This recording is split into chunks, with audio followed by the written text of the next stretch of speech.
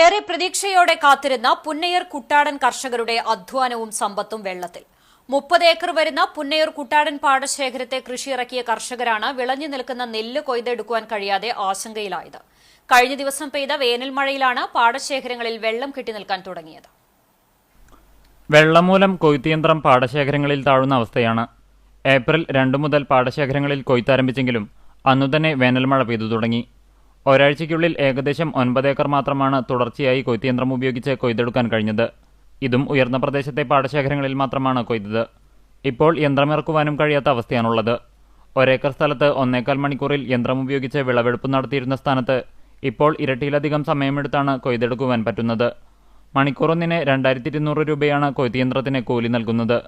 1 acre സ്ഥലത്ത് കൃഷി ചെയ്യുന്നതിന് 50,000 രൂപയ്ക്ക് മുകളിലാണ് ചിലവ് വരുന്നത്.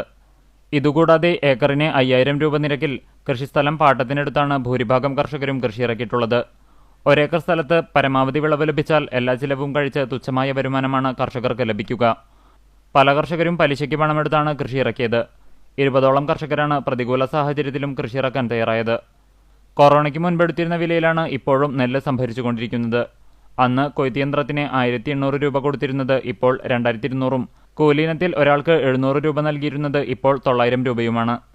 ചിലവുകൾ ഇരട്ടിയായി വർദ്ധിച്ചിട്ടും നെല്ലുവിലയിൽ ഒരു മാറ്റവും ഉണ്ടായിട്ടില്ല.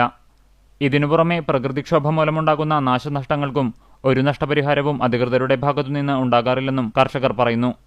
കുറച്ച് നഷ്ടം സംഭവിച്ചാലും ചെളിയിൽ താഴാത്ത കുബോട്ട യന്ത്രം വരുത്തി വിളവെടുപ്പ് പൂർത്തിയാക്കാനാണ് ഭൂരിഭാഗം കർഷകരുടെയും തീരുമാനം. ഈ വർഷം ഇപ്പോൾ 30ഓളം ഏക്കർ കൃഷി ഈ കുട്ടാടൻ പാടശേഖരം ആലാപാലത്തിൻ്റെയും നീലങ്കടവിൻ്റെയും ഇടയിൽ കൊയ്യാൻ പറ്റാതെ കിടക്കുകയാണ്. ഉദ്യോഗസ്ഥർ വന്നു പോകുകയെന്നല്ലാതെ കർഷകർക്ക് വേണ്ടുന്നൊരു പരിഗണന ഇന്ന് വരെ തന്നിട്ടില്ല. അതുകൊണ്ട് ഞങ്ങൾ ആരും അറിയിച്ചിട്ടില്ല. അറിയിച്ചു കഴിഞ്ഞാൽ അതിനുള്ള എന്തെങ്കിലും ഒരു മാനുഷിക പരിഗണന ഈ അന്നം തരുന്ന ഈ കർഷകരെ ഇത്രയധികം രീതിയിൽ അവഗണിക്കുന്ന ഒരു ഭരണ സംവിധാനം ഈ കേരളത്തിലല്ലാതെ വേറെ എവിടെയെങ്കിലും ഉണ്ടാവുമെന്ന് നമ്മൾക്ക് അറിയില്ല. ആ ഒരു രീതിയിലാണ് ഞങ്ങൾ പോയിക്കൊണ്ടിരിക്കുന്നത്. ഇനിയെങ്കിലും ഉദ്യോഗസ്ഥ വൃന്ദങ്ങൾ ഈ കർഷകരുടെ കണ്ണുനീരിന് ഒരു വില കൽപ്പിക്കണമെന്ന് മാത്രം അഭ്യർത്ഥിക്കുന്നു.